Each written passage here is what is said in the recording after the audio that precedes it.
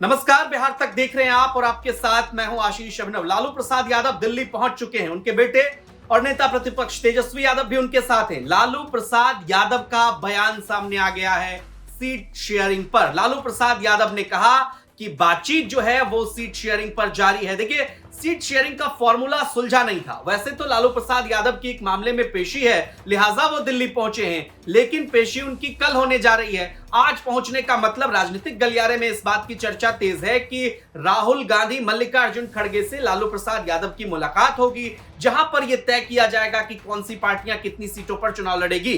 गठबंधन हो जाएगा, आज गठबंधन हो जाएगा। राहुल गांधी बात हो रही को लेकर के क्या कुछ चर्चाएं चल रही है? क्या राहुल गांधी से नहीं यार, हम दिल्ली आए हैं तो कोर्ट ने बुलाया इसलिए हम आए हैं, और आप मीडिया वाले लोग को 2-3 दिन मसाला मिल गया चलाने के लिए, चलाते रहिए। समीकरण क्या होगा? गठबंधन को लेकर के समीकरण कुछ तो तय होगा। मुलाकात को लेकर क्या लगता है? आप तय कर दीजिए।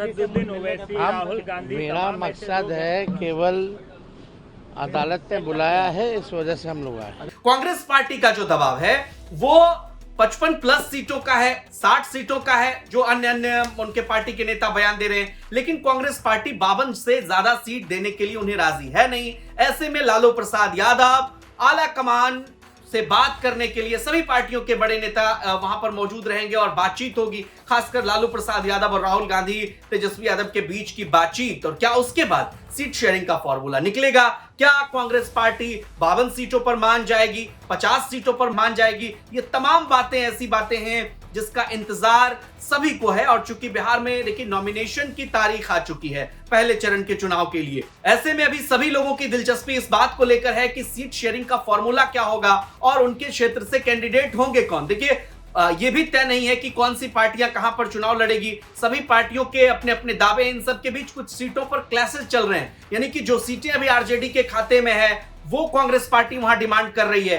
कुछ सीटें जो लेफ्ट के खाते में है उस पर भी आरजेडी का दावा है। कुल मिलाकर सीट शेयरिंग पर गुत्थम गुत्थी लगातार बनी हुई है। दूसरे गठबंधन में भी अगर आप देखें, एनडीए गठबंधन में भी, तो वहां भी उपेंद्र कुशवाहा नाराज बताए जा रहे हैं। चिराग पासवान का अपना सीट शेयरिंग का दबाव है। दूसरी तरफ अगर आप देखें तो जीतन राम मांझी भी लगातार दबाव बनाए हुए हैं। दोनों ही गठबंधन में सीट शेयरिंग का फॉर्मूला सुलझा नहीं है। अब लालू प्रसाद यादव जब दिल्ली पहुंच चुके हैं तो देखना होगा क्या सीट शेयरिंग का फॉर्मूला लालू प्रसाद सुलझाकर ही वापस बिहार लौटते हैं, क्योंकि सबकी निगाहें अब इस बात पर टिक गई है कि अगर लालू प्रसाद यादव, मल्लिकार्जुन खड़गे और राहुल गांधी एक टेबल पर बैठते हैं, टेबल टॉक होती है, तो क्या सीट शेयरिंग का फाइनल फॉर्मूला सामने आएगा। इंतजार हम सबको है।